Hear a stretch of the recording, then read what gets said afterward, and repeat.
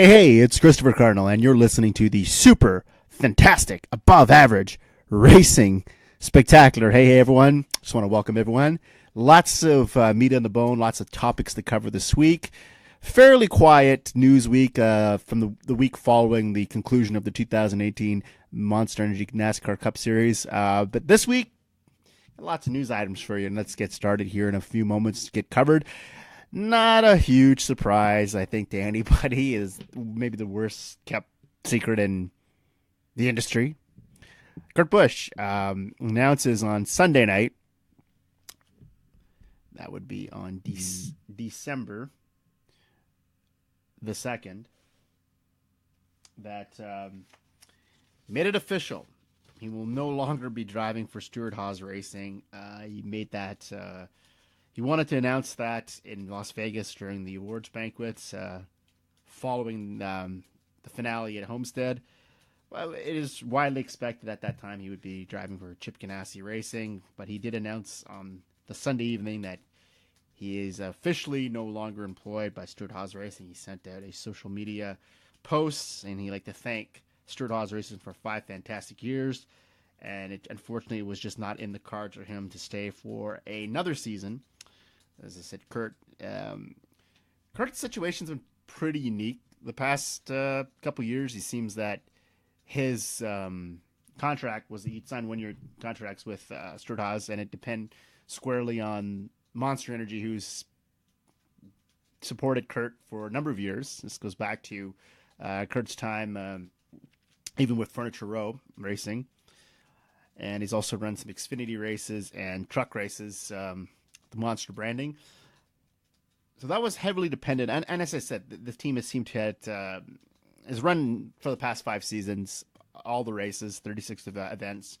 And always seemed to be some sponsorship issues. The Haas, Gene Haas's brand, Haas Automation, had appeared on the car in conjunction with Monster Energy for the past 5 seasons. So it left a lot of people in doubt, I guess, to exactly where they would be driving the last couple years, personnel. So just it depended on a lot of situations, I think, at Stewart-Haas, how they were reshuffling the deck. There's always personnel changes anytime a season comes to an end. And I think at this point, Busch had it was literally the only top ride out there other than him remaining there, which I think was an off chance that would happen. Thought it'd be a good fit. I thought, honestly, I think Kurt... And I sang the praises of Kurt Busch time and time again on this program. And I've said I thought he was a tremendous fit there. Just a little bit, a tick behind maybe Kevin Harvick's team in that organization. But I thought he ran better than Clint Boyer for the last 2 years. And I think even though Eric Almirola got the 5th place, got up to 5th place in the standings and had a phenomenal season, I thought at some points in time Kurt was still solidly the number 2 driver at Stewart-Haas. So he's going to replace Jamie McMurray, who hasn't really said for sure he's going to accept Ganassi's offer to one more race, final time at Daytona for the Daytona 500 2019, and then sort of transition into a management role with Ganassi Racing. So this is an upgrade, and it's nothing on Jamie McMurray. I think Jamie McMurray, as we know, has won some big events in his day. Pardon me. He's won Brickyard. He's won at Charlotte. He's won Daytona, the 500. It just didn't seem like that team fell on hard times. We're gonna get the statistics. The team just wasn't really performing at a high level as they were the past couple years, and never really reached the plateaus. I think again that they wanted to achieve. When McMurray returned to the organization, this is some of the Ganassi-Earnhardt banner back in 2010. Came out of the gate, won the 500, had a really good season in 2010, and just seemed for whatever reason or another, never could quite duplicate that season in 2010. Clearly one of his best seasons of his career, Jamie McMurray. So they're moving on from him. Not a big surprise as we know. It is highly speculated. So 2 days later, it's announced on the Tuesday, December the 4th, so yesterday, that Kurt Busch would officially become the latest acquisition Chip Ganassi Racing. It's official now. Teammate to Kyle Larson. It's a partnership with Monster Energy for 2019.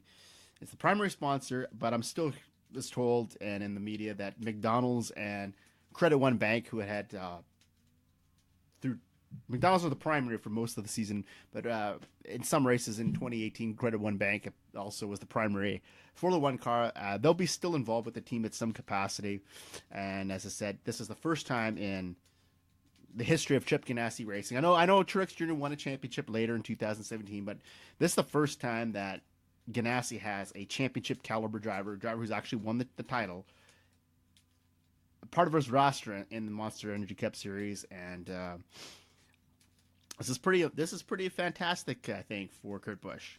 It's really good for Chip Ganassi as well. We'll get through those in a minute, but the day that was announced, a little vignette dropped as well, where it slogan, Kurt, this is the new number one. Kurt Busch is the brand new number one, and wants to finish. And again, they're saying that this could be his final run, that this is the final season for him in Monster Energy Cup Series.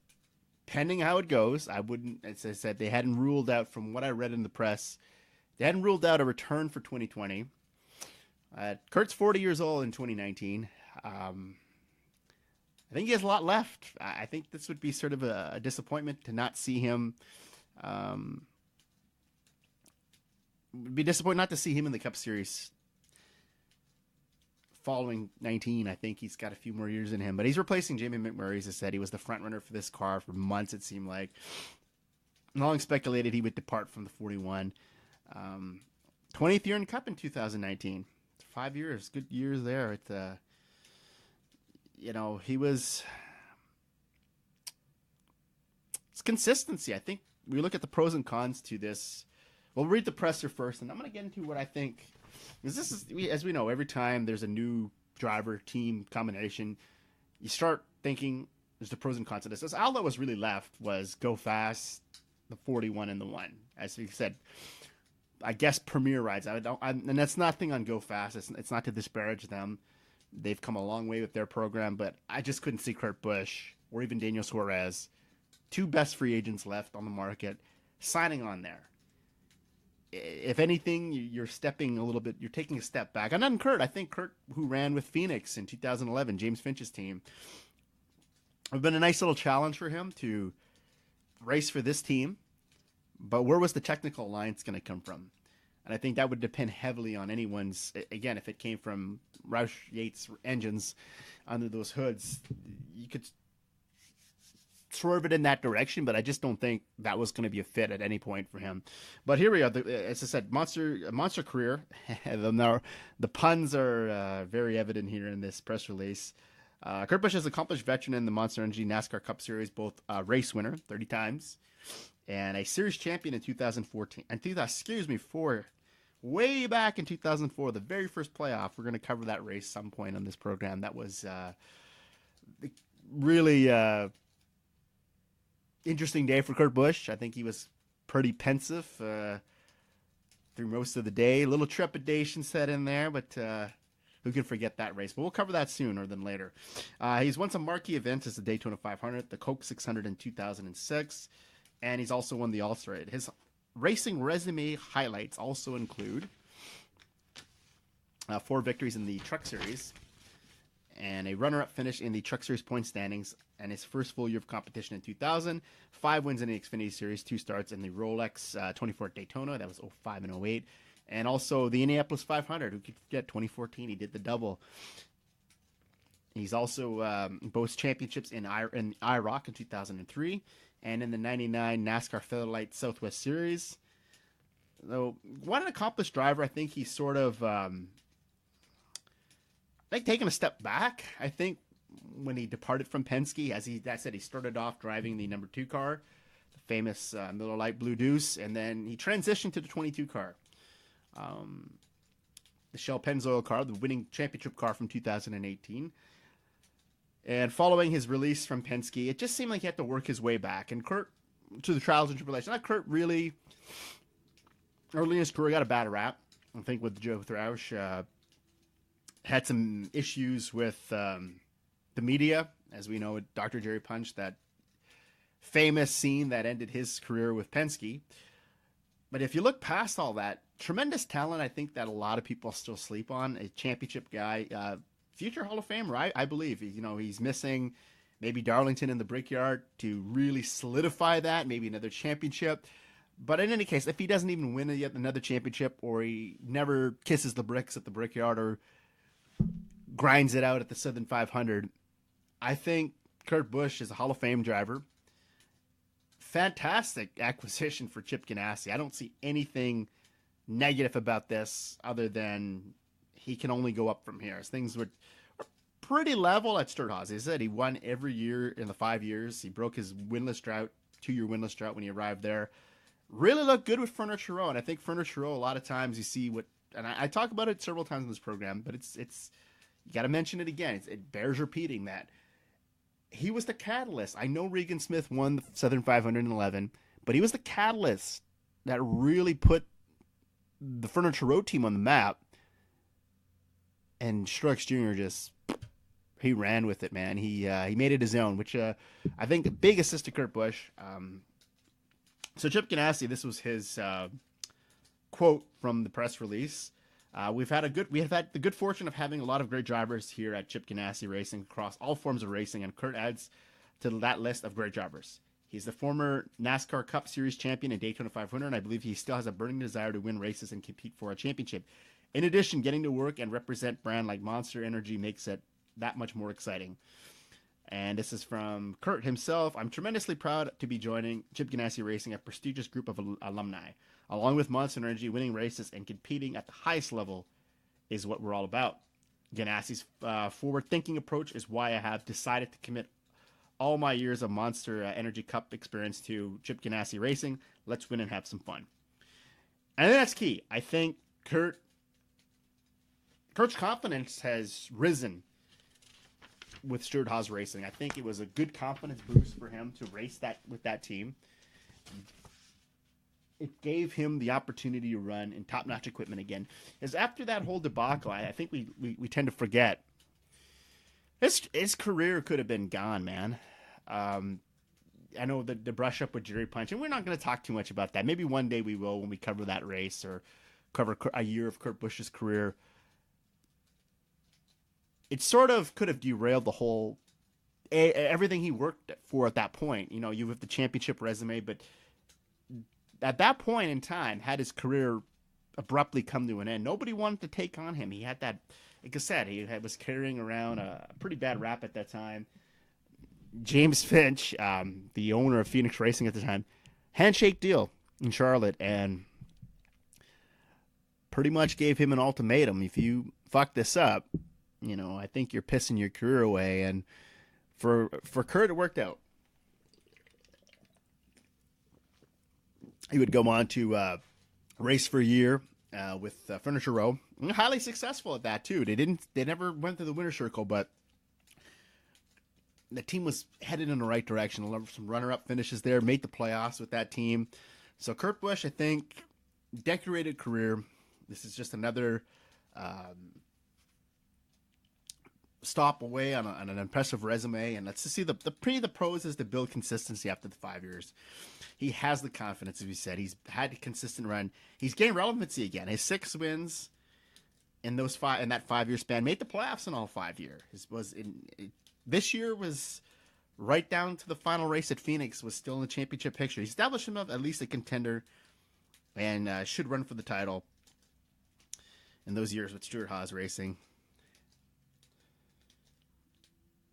And solid numbers if you look at them through the years. He's never won more than 4 races in a season. That happened in 2002 and 2003 when he was a Jack Roush. So winning here, okay, this is where we're going to look at Ganassi. And I know Ganassi had a down year in 2018. Like, you remember Athlon Racing? A lot of media avenues, coverage. Had Kyle, still on the Busch brothers. Kyle's Kurt's brother. Another Kyle Larson, the other Kyle, was pegged to win the title. It was an odds-on favorite. Thought that 17, he was just scratching the surface. 18 was going to break it on open. And I think you come off a down year. So you have a young driver who could lose confidence. Who could, you see at times. To me, what stood out when Kyle Larson was eliminated at Kansas from playoff contention, he had that chip on his shoulder that he had something he wanted to prove. He wanted to win the race at Homestead. He had circled that on his calendar. Didn't quite materialize for him. But you look at through it all, Kyle Larson at one point, not so long ago, mind you, was one of the hottest prospects in NASCAR. Established star now, established veteran. Ran extremely well in 7 and in 16 as well. He had a great season in 16. So how do you bounce back? This is the first real obstacle for him. How do I get past 2018? How do I make 2019 better? So bringing that veteran presence to Ganassi, I think, not only helps Kurt in his quest for the championship, but it will elevate Larson's confidence and give him that added edge he needs, I think, to now he has. And then that's nothing on Jamie McMurray as well. Jamie McMurray, great veteran driver, I think, did a tremendous job, I think, mentoring Kyle Larson. Kyle Larson had nothing but great things to say about Jamie McMurray toward the end of the season there. But Kurt Busch has got that championship. He's got that experience and how to compete for the championship, where McMurray really hasn't had that opportunity. McMurray has made the playoffs, but really early exits and was never really a factor in a championship battle. So he can mentor. I think the mentoring, is crucial for Kyle Larson and how he bounces back from the down year. And he's a catalyst for improvement. As we said, he's improved other programs. Furniture Row was a team that was pretty well on the rise, as you know. But it was a wild card as well when Kurt arrived there. When Kurt decided to take the chance to drive for a single car team out of Denver, Colorado, very little success. And you could look at the Southern 500 win. It was fantastic for Regan Smith, but did anyone really say that Regan Smith was a favorite to win that race? Was he on anyone's radar to claim victory? No, not really. So I think it was an upset, and Kurt brought some legitimacy to Furniture Row when he drove for them. Doing the same to this one car. The one car hasn't won a race since 2013. Going on a 6-year drought. Kurt ended his drought when he was for Stewart-Haas. It's a 2-year drought at that point. It's going to be huge, I think. If both can... If Kurt can instill that winning culture, both parties will win. And the one car gets itself back into the winner's circle. Ganassi had pretty fast cars in 2018. Kyle Larson, those runner-up finishes.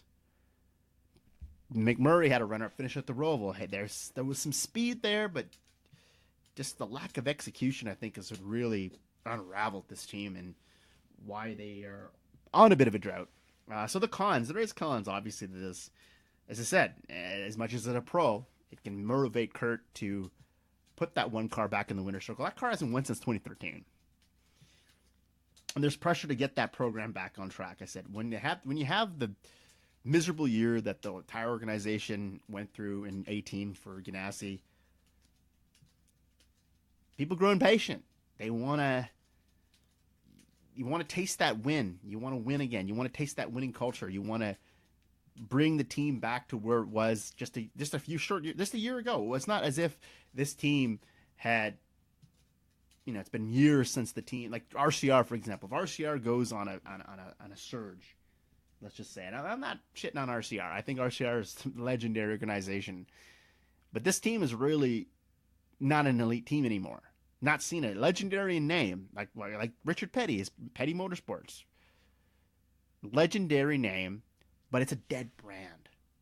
Ganassi doesn't want to become that in Cup, and I think Kurt Busch is here to elevate that program, and that's why he's been brought in. This could have easily been Daniel Suarez. Let's just flip the script. Let's say Kurt stays with Stewart-Haas. This is Daniel Suarez in this car. And we're going to talk a lot about Daniel here in a moment. We seem like we talked about him a lot. He's the darling of this show. But if this is Daniel Suarez in this car, this is Matthew D. Benedetto, this is any of the drivers who run the market, does this get worse or does it get better? And mind you, if this is a one-year deal, let's just say, mind you, this is a one-year deal. Kurt's out of this car following 19. It gives this team an opportunity to prepare for that throughout the course of the year, make the team better, make the cars better. So whoever ends up behind the wheel in 2020 can take away from that and keep this team running up front for years to come. And if you look at them, there was consistency. This team made the playoffs 3 consecutive years, 15, 16, 17. Early exits, okay, fine. But there's that consistency. So this year, when you have a team, McMurray was nowhere close to a playoff spot this year. So when you have a team that's constantly running up front and it's consistently running well, and you go from 3 playoff appearances to a dud, you got to figure out what went wrong there. So Matt McCall, and he's going to stay on as crew chief from what I understand. 145 career cup starts. He's never won a race. So you put a younger crew chief who's worked with a veteran like McMurray, the past couple seasons. You put him on a driver like Kurt Busch. And Kurt, I know people are going to complain here. Kurt's been hard on crew chiefs. Kurt can be difficult to work with. You've heard some of the radio feeds that through the years from Kurt Busch, when he was either at Penske, Roush, Furniture Row, whomever, even maybe Stewart-Haas Racing, he can get quite animated, to say the least. Is having a younger crew chief who's never won a race, who's coming off a really off year, is this a good combination? Is there a crew chief change halfway through the season? I know nothing's made official yet. It's been speculated that Matt McCall is here, but I think another crew chief, maybe someone with a little more experience, can match what Kurt can do. I'm not saying maybe this is a good thing for McCall. Maybe this is his chance to be relevant as a crew chief as well. But I don't know if this is a great idea. I think that's some of the cons Kurt's going to face, is that if you go from, and I'm not saying the 41's better than the 1. The situation's fairly similar. By no means is anyone saying the 41 was an elite team. Was it part of the elite organization? But the 41 car, as I said, was either second best or third best for most of the season, most of the 2018 season, and the couple last few seasons when Tony Stewart was there. Kurt did run better than Tony for most of it. So Kurt Busch really, I think, was just missing. I'm not sure what variable they were missing, but they were just always a bit behind Kevin Harvick. So we're going to move on from Kurt here in a minute. Daniel Suarez, his future is very much up in the air, but seems to be the front runner for Stewart-Haas Racing's 41 car. That will break the internet once that announcement is made. It's just interesting to me for Suarez. Here, we're going to get a lot of the comparisons down Marola here. And not saying Suarez is in a good, look at Suarez. He just ran for JGR, man. JGR is, to me, the top 3 teams in the sport at this very moment. I know Hemric diehards will disagree, but Hemric's really taken a step back in the past couple years. It's the battle between Stewart-Haas and Joe Gibbs. You can throw Penske in there. Penske walks away with the title this year. Kind of upsets the plans a little. But Daniel Suarez, his runner-up finish at Pocono, to me said a lot about Daniel Suarez as a driver, how he's coming. And I think he recently spoke out saying that he didn't feel at home at Joe Gibbs Racing. The 19 car didn't feel like home to him anymore. And 2018 was a bit of a down year for him, in his opinion, that they didn't make as much progress as they did in 17. I might disagree with that a little. Numbers are kind of the same. Like I said, the career high finish of runner-up at Pocono in July. But in 2 years, only 4 top 5s. You got 21 21 top tens, one pole. And that pole was also Pocono July. He had a really good car at Pocono July. I should have won that thing. But it's strange why this team would change crew chiefs with 6 races to go. Scott Graves, the driver who Suarez had won the Xfinity Championship with in 16, was moved the Cup shortly after Dave Rogers. So it's just bizarre to me why Dave Rogers would come back with 6 more races to go. So you replace Scott Graves, you're replacing the same guy with, you're just swapping the same guys. I don't know if I understand that, but Suarez, it was taken out of context. Suarez's comments were taken out of context, and he would go onto the social media streams, and I'll read that press to defend it. He wasn't saying, and I think this is why people can get so bent out of shape. He wasn't saying that it was an unfulfilling experience driving for JGR is one of the best teams in the biz, man. The 19 car. Do I think he's got shafted from this 19 car? Of course he has. I think they pulled the plug on him too soon. He's got the championship in his back pocket. He's has that credentials where he's been a champion. Eric Jones, I know Eric Jones they're really high on Eric Jones at JGR, and rightfully so. A tremendous talent, wins at Daytona, makes the playoffs. I think there's a bigger upside to Suarez than Jones. But this is going to be a tremendous, tremendous opportunity for Stewart-Haas Racing and him. I think he follows suit of an Eric Almirola. So you got a guy who, and JGR, and I'm not trying to say that, I'm not comparing JGR and Richard Petty Motorsports. Yet Almirola came from a situation that maybe wasn't so desirable, had an opportunity to make the move to Stewart-Haas Racing, to compete for championships, to compete for relevancy, and elevate his game. Suarez has the exact same opportunity in presenting himself. That's when we're going to see the real Daniel Suarez.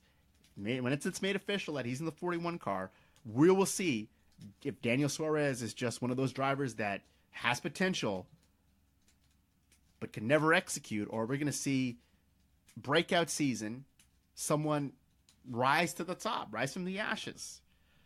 So, you had Carl, who won 17 races in the car from 14 to 16. Should have won the 2016 championship, in my opinion. You thrust him into this. Very little experience. That could have been a disaster. I think he held himself quite accountable. But the numbers-wise, I think it was a weak year for him. But there's pockets in time. If you look at it, he led the JGR crew. I thought he was just as good as Denny Hamlin in some races. Better than Jones. Even, I'll dare say, was as good as Kyle Busch in some races. Even better. And you're putting this guy out to pasture so soon, man. I mean, we'll talk about it in a minute, but here we'll read his closing message. This is via Twitter from Daniel Suarez. My closing message in 2018, this was on December 4th, so yesterday. As you may know, I just returned home in Mexico from racing in Brazil and from 1 week of not having too much access to social media. When I returned this morning, I saw a couple articles titled, "I Never Felt at Home at JGR." It was very disappointing me to see the difference of what I said and what was reported. My comments simply stated, in the last month or so, I was not feeling at home anymore. And an understandable comment based on the changes. The word never was not used. It would not be true if I had said it. I leave JGR having a great deal of respect for Coach and the JGR organization. As the year is coming to a rapid close and my tenure at JGR has completed, I want to take a few minutes to thank all of those great people involved in my career for the past 4+ years. I had a great experience at JGR. They gave me the opportunity to launch my NASCAR career and to win a championship in a national series. I thank them all. Coach, the crew, the fans, my teammates, and all of my sponsors for their guidance and their friendship. I wish you well. I thank Toyota for being with me since I began driving race cars. They are great people and they have been great partners, not only in my early years, but also throughout my JGR years. I close this year being thankful for all those who have supported me so far. As my next chapter evolves, I am hopeful to make new friends, become even stronger competitor, and continue to chase my dream of becoming a NASCAR Cup Series champion someday. God bless you, and I wish you all a very Merry Christmas. So that's directly from Daniel Suarez. Direct quotes here. That was his presser following his responding to what he heard in the media, how it was misinterpreted. And as he said, he's searching for new opportunities. And I think he's going to find a lot of success at Stewart-Haas Racing, should he end up there officially. Well, unofficially, let's just say he's there. Because I think, much like our Kurt Busch announcement here this week, once that becomes official, I don't think there's going to be too many jaws hanging on to the floor. So it's an upgrade for him. It absolutely is. This is a competitive organization who has an older roster of drivers. You have Hemric, who's 43. Almirola is 35. You have Boyer, who'll be 40 and 19. Suarez will only be 27 in January, so he's got lots of time, lots of years left in him. The move to Stewart-Haas Racing is going to elevate him, much like it did Eric Armala. He could go from somebody on the back end of the standings. Always hovered, Daniel, even his time with JGR in the 19 car, always hovered around that 20th, that cutoff in the 20s, late teens, and that cutoff to the 16th spot in the championship in the playoffs. He's getting it. I'll make one of my bold statements now. I'm coming out with, in a couple weeks, I will be doing my bold predictions for 2019. And we'll see how they fare out, how things shake out throughout the year. But if this becomes official, when it does become official, let's just say, this guy's not only in the playoffs, I think he's a major player. Dover, Delaware, his record. If you look at his record at Dover, I know every driver has their favorite place, a track where that's their home. For Suarez, it's Dover. And if you have Dover early on in the season, 2 times you have Dover in the schedule. So you have it in May and June. Depends how the calendar shakes out. So you have that early spring race. That's an opportunity to get yourself into the playoffs, secure yourself. Then it's a critical race in the playoffs. That's one of the races where you want a good finish. Suarez could go from, he's finished in the point standings early 20s. This elevates him to an Eric Almirola at 5th place, puts him maybe in the Final Four. And he has that championship experience, winning that championship when really I think no one was on no one's radar in 16 to win this championship in Xfinity. I chose him that year. I remember there was a pool on Racing Reference. It was a little game that the members of that site would partake in, where you're picking the weekly results. I picked Suarez at Homestead in 2016 to win this championship. And I think Tyler Reddick's title run it's going to go down this year as one of the greatest upsets in NASCAR history. But Daniel Suarez ain't far behind. Driver from Mexico, takes home a championship. And then let's face it, NASCAR is predominantly seen still as a very podunk, redneck, backwoods, southern sport, which is absolutely not. It is a national phenomenon, very much in the mainstream now. And a guy like Daniel Suarez, I think, is a good role model and a tremendous ambassador, not only for his country, Mexico, but for a crop of young drivers that I think when you look at a lot of the drivers, and we're going to go through prospects in the next couple episodes, I'm going to tell you what I think, who's going to be top stars in the future. Daniel Suarez has exceeded that, and I think he's going to be an amazing talent. Stewart-Haas Racing could be the cornerstone of the team. And I think it would be a very popular decision once that made official that Suarez will continue his career in some top-notch equipment. So we'll put that aside now. So there's also some other announcements. Matt Tifft. Tremendous story for him. Another JGR cast-off. A lot of JGR cast-offs will be talked about in this program here. So he joins Row Motorsports, will compete for the Rookie of the Year honors along with Ryan Preece, Tanner Berryhill, and Daniel Hemric. So not the most flashiest rookie battle in NASCAR history. That's still pretty interesting to say the least. As I said, he's a former JGR product, ran for RCR in 2018 in the Xfinity Series. In 77 Xfinity starts, he has no wins, 9 top 5s, 38 top 10s, 2 poles, and a career best of 2nd at Road America in the Xfinity Series for RCR. He was sixth in the standings in 2018, and he finished in the top 10 in the last nine of the last 11 races in the Xfinity Series. And this is going to be a three-car effort from Front Row, as they have the assets from the now defunct BK Racing, and Matt Tifft will run in. And this is a situation, to me, again, we could talk about this, and I'm going to read a presser here in a moment, but okay, Matt Tifft, and people will say they're going to groan, and a lot of people did groan at this. They said, "Oh, really? Well, is this another case of another driver?" And he said this is his dream to be, and we'll talk about that in a second. But let's read the presser first. So this is one of the drivers, as I said, who announced that he'll be signing with Front Row, and Front Row has bought the assets from BK, as we said in August, who filed for bankruptcy and ultimately is out of here. So they ran under the Front Row umbrella for the final 12 races, and now rebranded into that car as a 36. So we'll field with Michael McDowell and David Regan, who are expected to return. So 3-car effort for Front Row. And in Front Row, let's give a call out to Front Row for a second. We talk a lot about, you saw Furniture Row, another Row team, hightail it out of here. You have BK, who's dead now. A lot of these smaller teams, Tommy Baldwin took a hiatus. He's coming back, but I think it's a limited schedule. A lot of teams have met sponsorship woes, lots of challenges to remain afloat in the Cup Series. Give a call out to Front Row. Front Row is still around, man, after years upon years, and hadn't really reached the heights I guess they would hope to, but they're still hanging on, man. That's pretty impressive. So, okay, I'm off track here. Let's go. So this is from Tifft himself. He said, "This has been a dream of mine since I was a kid."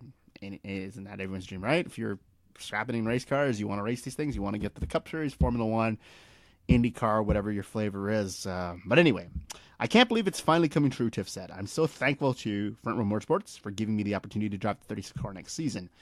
Sponsorship is not announced, but it's assuming that Tifft has a sponsorship package with him for a few races, as he had that with RCR in the Xfinity Series this year. And is this a bad move? Good move? It gets him to the Cup Series. That's what I can be positive about. You're welcome to the show, kid, but I just don't think this is a good move. He hadn't really attained a lot of success in the Xfinity Series. I think another year or so, but it all depends on, is Matt Tifft really did anyone ever view him as a top star, that he had the potential? There's a lot of big names out there, a lot of young talent that, unfortunately, for a lot of the top prospects that make it to Cup and have, like Eric Jones is an example of that, makes it to Cup, wins some races, wins a race, will win a lot more, but I'm just using him as an example. Matt Tifft, I don't think was ever on that blue chip radar. Like I have even Daniel Suarez, I don't think would fit in that category. But someone now we have like Greg Alding, who went to Cup, Ryan Truex Jr., the BK and Front Row had brought in drivers through the years that I get it. Like Corey LaJoie, same thing. You're getting Ryan Truex. You're getting lost in the shuffle. Running in Cup is fun, and I understand it. You want to have an opportunity to be in the Cup Series, but are you having any fun? And I think Matthew DiBenedetto really put that into focus this year when he decided to leave Go Fast Racing. You're in Cup, yes. I understand that. Racing in the Cup Series is gotta be a dream come true, as Tifft is saying. That it's tremendous. But are you just turning laps? You want to have that competitive edge, and I think Tifft just won't have that here with Front Row. A team that has really struggles to crack the top 20 most weeks. It's gonna, again, it's an audition for a better ride in the future, potentially. But I just feel a driver of his qualifications, what he has at this point, is still better suited to an Xfinity program or a truck program where you're actually competitive on a weekly basis and you have a shot at the championship. This could be a very frustrating year for Mr. Tifft. But anyhow, we wish him the best of luck and welcome to the Cup Series. Michael Wheeler is leaving JGR. He will no longer be the crew chief for Denny Hamlin in 2019. We have him moving over to Levine Family Racing with Matthew D. Benedetto. So Wheeler's a fairly, I know that, and I said that I predicted this would happen. With the early exit for Denny Hamlin from this year's playoff indicated they were the weaker links. And we're not going to count Suarez. He didn't make the playoffs. So out of the 3 playoff teams in Joe Gibbs Racing, Hamlin was a weak link. Eric Jones really didn't have the accounting we thought he would have for himself in the playoff, but for him, there wasn't any really expectation. Hamlin just struggled all year.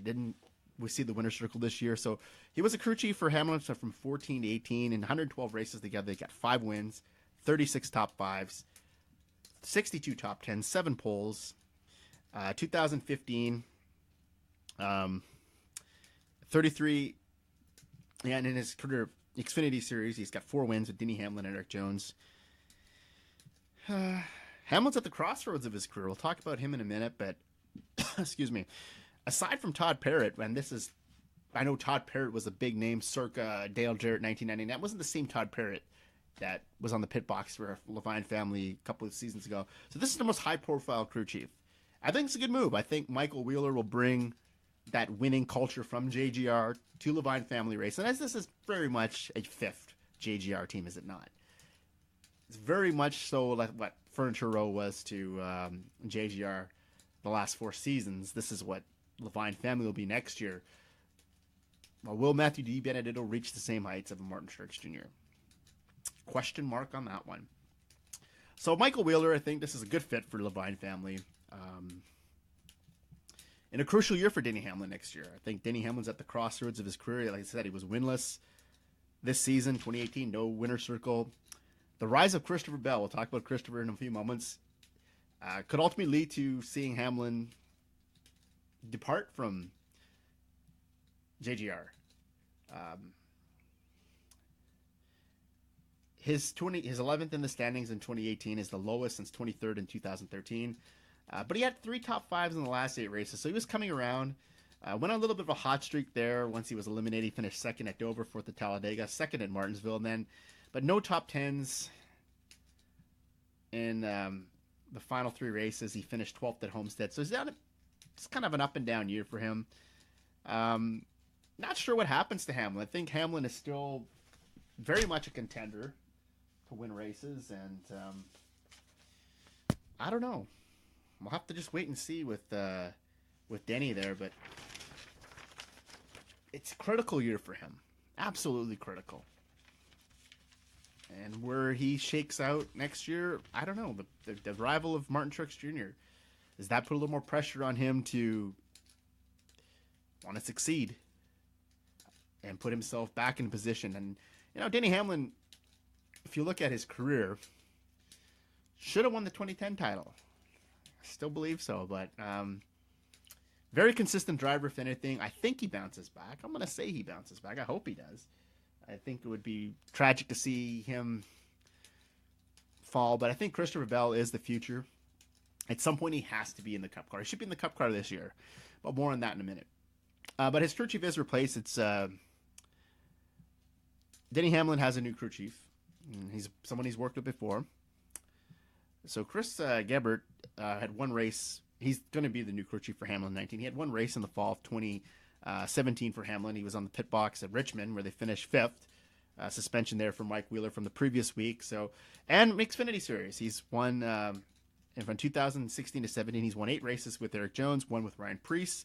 And he spent last season on the pit box for RCR and Brandon Jones in the Xfinity Series. So really good crew chief. I think spent some time winning races in the Xfinity Series and the 1 race with Hamlin. So there's a bit of a history, not a great history, but he's already been on the pit box once for him, and his results were fairly decent.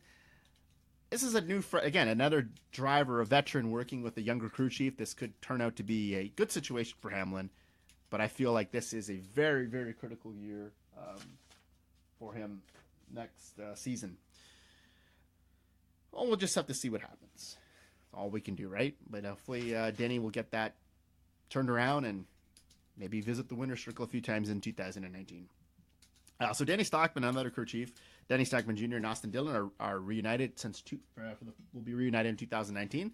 So the first time they have worked together in a while consistently. I know he did crew chief one race for Dillon in 2018.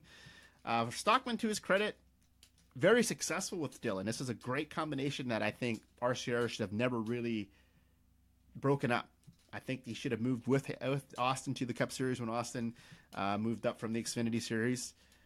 Stockman was 14 races as a crew chief in Cup. He was one race on the pit box for Dillon, as I said, last year, and in 2011, same scenario. 12 races for Paul Menard in 2016, and he's won in the Truck Series, the championship in 2011, and 2013 Xfinity title with Austin Dillon. They have that championship chemistry. That partnership should be a good one. I think RCR is one of the teams that I think people are going to sleep on a bit in 19, but could have an absolutely breakthrough year. Younger roster. I think this is going to breathe some new life in a team that I thought is teetering on that dead brand territory. 7 wins for Stockman in the Xfinity Series.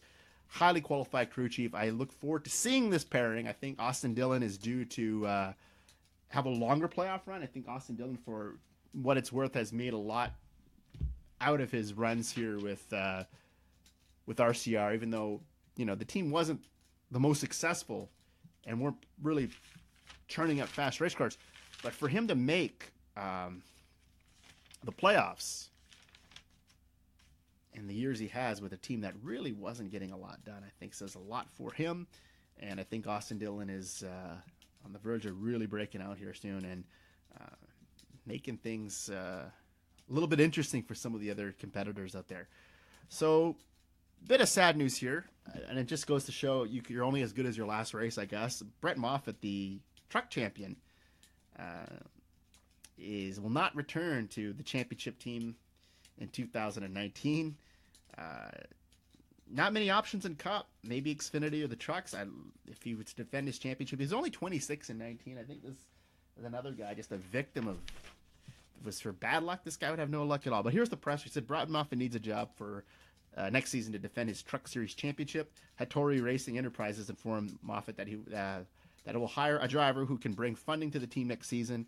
And the team owner had sponsorship woes and had threatened the team to shut down for various points in the season. The team survived, and Moffitt won the Truck Series championship last month. Even in that championship celebration, Hattori was clear that he could not bring back Moffitt unless the team found outside funding, and the funding will come from yet to be determined driver who is bringing financial backing with them. And Hattori said Wednesday that the team has faced numerous challenges at getting to the racetrack each week in 2018, and will celebrate the championship at the awards ceremony. And he hopes that the results for Moffitt and the team will benefit them all in the future. Tough break. I mean, Brett Moffitt was a victim, and they said he was the future, I think, of MWR. Had MWR not seen their demise, this guy gets at Red Horse. He gets caught up in some really tight spots where he's a victim of circumstance, and he's done tremendously everywhere he's gone. He's only 26. I mean, there's lots of time for this guy. You bring that championship on your resume. You have that championship status. I think it only helps his cause. I think he will find something. I'm just not sure at what capacity, but it would be doggone awful if this guy does not race in 2019 for a competitive team. But someone to keep your eye on. I think if you need someone, I think there's still, I know the seats are fairly limited in Cup Series and Xfinity. There's quite a tussle for supremacy, and I think a guy like Brett Moffitt, I think, was sort of on the teetering on becoming forgotten, but lo and behold, he wins the Truck Series championship and elevates his game, only to have the team shut down. And that's unfortunate for, I think, just finances. I think just really is wreaking havoc on this sport, and it has for a number of years. This is not a new trend. And it's unfortunate for Mr. Moffitt, but we'll see what happens for him, and hopefully we see him in the Truck Series at some point in 2019. So next couple of weeks, I'm going to go over the prospects. I think the best drivers who are not yet in Cup or soon to be in Cup, who is the future of the sport, as we see a lot of our veteran drivers calling it a career, fading off into the sunset. You can enjoy the rest of their time not focused on racing, and rightfully so. But here's a group of drivers I think that are going to do great things in Cup and are going to be future names in the sport that are going to reach fantastic heights. And first off is Christopher Bell. So JGR nixed the plan. He could have raced for Levine Family Racing, as it turns out. Next season, could have ran for the Rookie of the Year. Would have been an easy runaway, I think, to win that. But JGR was very trepidatious about him struggling. And that could lower a driver's confidence. So you go, like Christopher Bell, everywhere he's gone, has run up front. And has been super competitive. And it could be a shell shock if you're going to run for someone like Levine Family and maybe not have an opportunity to win a race. Absolutely. I'm not saying that won't happen. That couldn't happen. But the odds are very slim that he would have a winning car as a member of Levine Family Racing. So they didn't want to stress out too much about having him to deal with this, maybe lose confidence. So the 7-truck wins. 2017 champion, the Xfinity Series this year. 7 wins for him in 18. Clutch win in ISM that got him into the Final Four. He was 4th in the standings overall.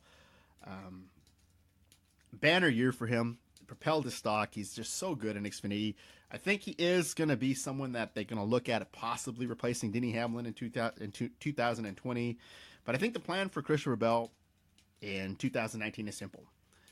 Maybe run some Cup races. I don't know if there's be an opportunity to do that, but if there is, give him some seat time in the series.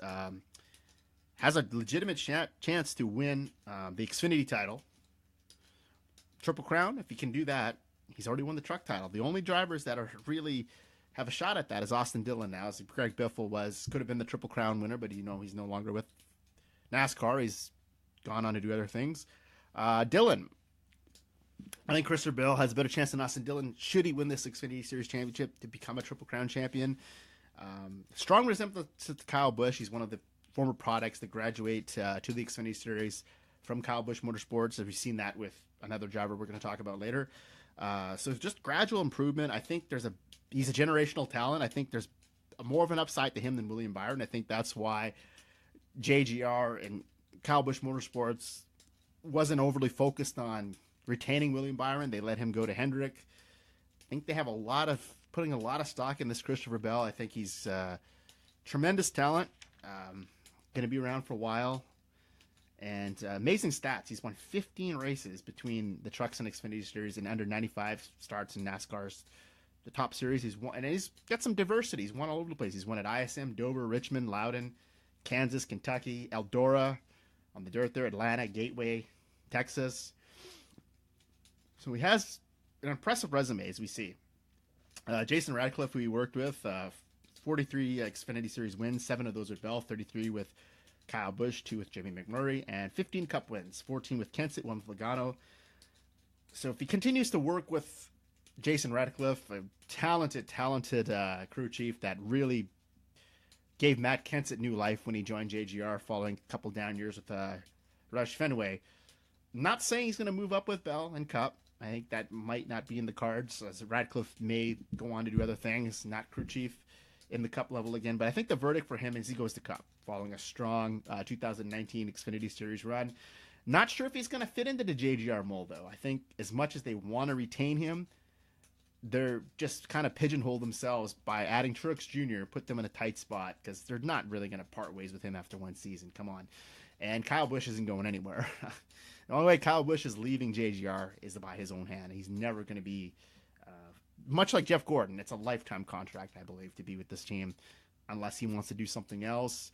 Eric Jones, put a lot of stock in him. I can't see them really parting ways with him, but it's possible. Logano, at one point, was seen as the face of the cornerstone, the face of the franchise for JGR. They moved on from him. Christopher Bell, I think he's going to be one to watch, and we'll have a strong run in the Xfinity Series in 2019. So the next driver we're going to showcase here is Daniel Hemric. So as we know, he's going to drive the 31 and 19 Rookie of the Year candidate. I'd say he's the favorite in this Rookie of the Year battle. It's the 4 candidates that have been announced. Seems like he has the best upside of the 4. Fresh face for RCR, new looked RCR that it's gone a little bit younger, as they don't have the veteran driver anymore. Ryan Newman has gone on to Roush Fenway. So you have Austin Dillon, and an extension of the team, the other Dillon brother with Germain Racing. The 31 car hasn't won a race since March of 2017, so Hemric has not won an Xfinity. So it's an interesting variable. This guy's got to win soon. Why not win with the 31? Brings the team back to relevancy. 31 had no top fives in 2018. The last top five for them was Talladega in the fall of 2017. Hemric would love to shatter that, and he's going to still work with Luke Lambert, who will remain the crew chief in 2019. His eighth season with the team, as he's worked with Jeff Burton and Ryan Newman, two outstanding talents, two great crew chief. He has one win as a crew chief, as the win with Newman in 17. And this is a new look for this at the RCR team. Can Hemric change the culture at the 31 team? 2 Cup starts in 2018. His best finish was 23rd at the Roval. He was 28th in 2019. He's 28 in 2019. He's an older prospect, an older driver, but nonetheless still has lots of time, still a young man. Really expect it to be the future of RCR. I think the Dillon brothers have talked about when he joined the 31 team that they have a close friendship with him. He's raced against the Dillon brothers. He was 4th in the series standings in 17, 3rd in 2018. Really did all you could do in the Xfinity Series without actually winning a race. He was leading the final, the points going into the finale at Homestead, and his best Xfinity finish, he was runner-up 5 times and the runner-up in 2 of the final 3 races. And in the trucks, he was also won 2 truck races for Brad Keselowski Racing in 2016. So he's another BK Racing product, BKR, Brad Keselowski Racing. Don't be fooled, like I said, by the no wins in Xfinity or truck. The format, it's played to his advantage, the playoff format, where he's ranked so high. If there was just the traditional Xfinity Series, the way they calculated points, he would have been the champion this year. So legitimate title contender, but I think the transition for him is just to gain a lot of experience in 2019. Don't stress out. He's probably not going to be in the playoffs with the 31 car. He's going to be a learning curve for him, a year of just getting seat time and then figuring out how to elevate the program for the future. But I think it's just for him getting more time in a Cup car, feeling more at ease, more comfortable behind the wheel of these and these longer races. A lot of these races are, as you know, the Cup Series a lot longer than Xfinity and the trucks. Just finding the footing. Once that occurs, I think Daniel Hemric could be a tremendous talent for years to come in the Xfinity Series. I think he's going to make it with the 31 car. I think he's going to actually do quite well for himself here, and we're going to have to wait and see what happens, but we won't have to wait too long for that. Cole Custer, so I think, is another guy we're going to talk about here. He will return to his 3rd consecutive season in the Xfinity Series with Stewart-Haas Racing. Career year in 2018. He led 94 laps of the finale. This year he had 1 win, 14 top 5s, 26 top 10s, 6 poles, and an average finish of 9.0. Improved his top 5s in 2018 over 17 by 7. Same thing with the top 10s. Wins were the same. He's improving gradually every year, and that's what is he Cup ready? I think he could have been. They inserted him. Could he be a replacement for the 41? He could have very well, but I think Gene Haas and Tony Stewart thought it was a great idea, and I think at the time to keep him, and it still is a great idea. I think it's good to keep him in the Xfinity Series, more seat time. As he said, it is an older roster at Stewart-Haas Racing. His time will come to move up whenever he's ready to move. He's teetering on, I think, being Cup ready and still needing a little bit more seat time. In 3 Cups, he has 3 Cup starts with Rick Ware Racing. In 18, his best finish was 25th at Las Vegas in the spring. At 21 years old, he says that he's the future of Stewart-Haas Racing. As he said, Harvick and Boyer, older roster, will be moving on soon. I don't think Harvick will go anywhere, but Boyer could be one of those guys that interchangeable. They could get rid of him. Still too soon to see if he's a make-or-break talent.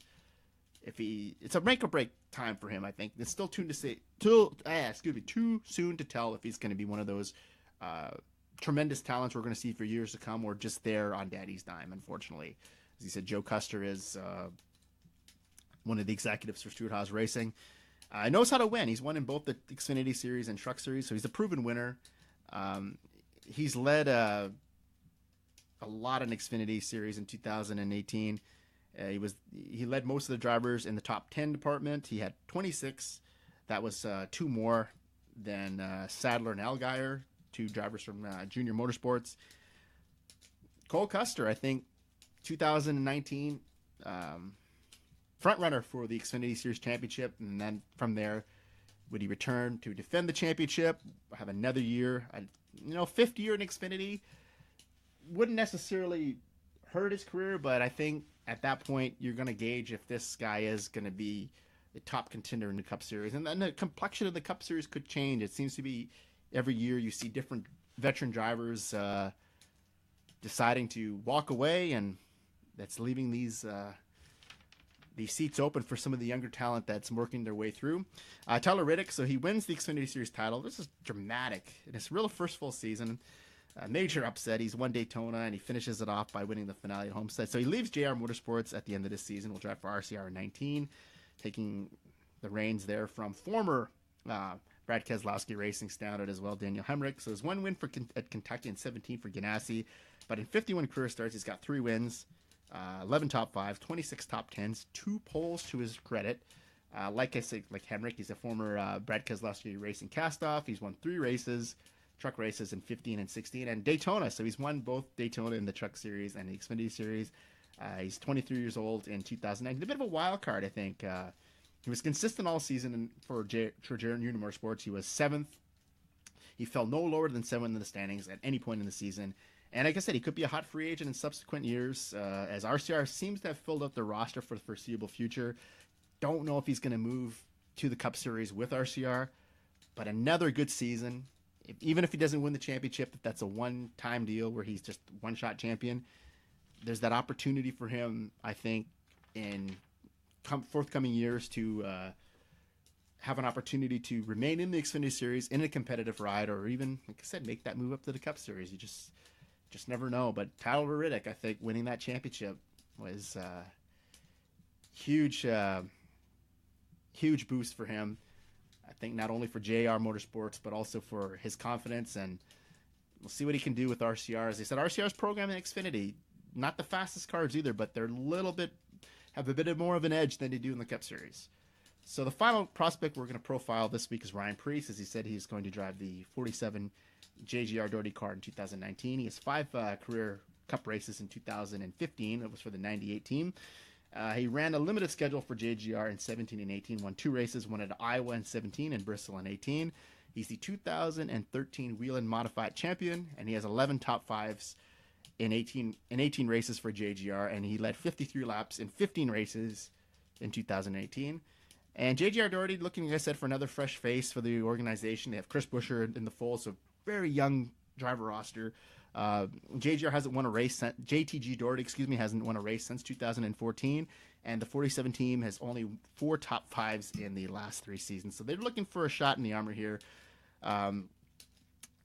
It's a good deal, I think. It's an interesting driver choice, I'll admit. But for JTG, they could take advantage, Preece, here of their strong restrictor plate program, as the best finishes for JTG Doherty have come at Daytona, Talladega in the last couple seasons. Tremendous opportunity for him maybe to steal one,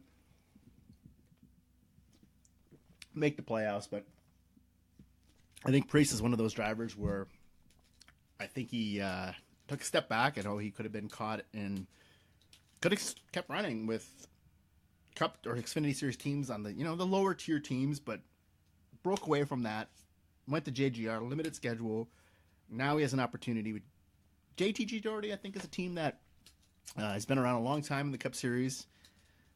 Haven't quite had the success of Gibbs or Hendrick or whomever, but still a pretty solid team, and I think a team that has great financial backing. And I think Ryan Preece is going to do some great things there, and we'll just have to wait and see. And the final driver we're going to profile here today is Noah Gragson, who's 20 years old in 2019. He's going to drive for JR Motorsports in 19. He has 3 Xfinity Series starts to his career in 18 with JGR. And he was the runner-up at Richmond in the spring race. And last year, he's had a great season last year in the trucks. And he's the latest driver from the crop of young talent that Kyle Busch Motorsports has to graduate to the Xfinity Series, following the likes of Darrell Wallace Jr., Eric Jones. Some really good talent there.